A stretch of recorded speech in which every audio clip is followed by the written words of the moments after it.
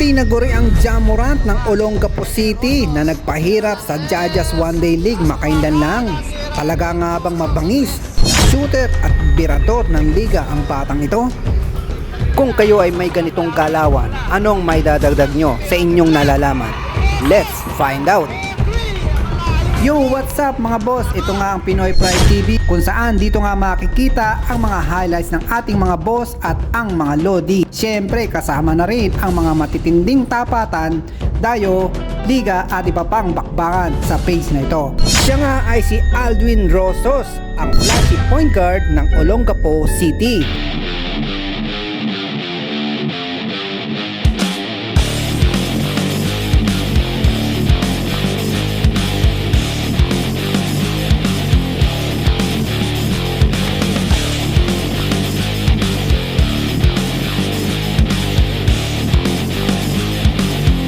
Ito ay isang 5'7" point guard na may magandang footwork, handles at may pambihirang bilis.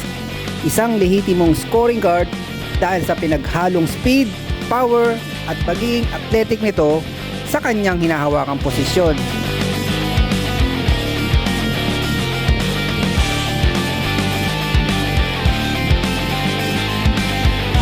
Aldwin Rosos ay tubong Gordon Heights, Olongapo City.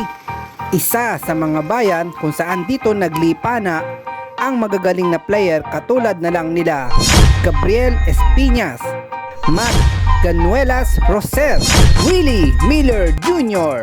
at marami pang iba. Satwa, Tulay, Pangilinan, Sumal,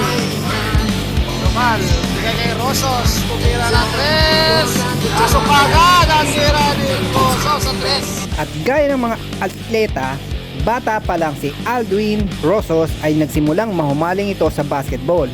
Kaya naman sa mura niyang edad ay maagang naimbabaw ang kanyang galing at potensyal nito sa mga kaedaran niya. At sa edad na 7 taong gulang, nagsimulang magseryoso sa paglalaro. Siya ay nag-training ng husto at halos ibuhos ang buong oras sa pangarap nito na makamit ang mataas na pangarap sa larong kanyang minahal. Kaya naman kahit mahirap ang mga trainings ay patuloy pa rin itong nagpursigi.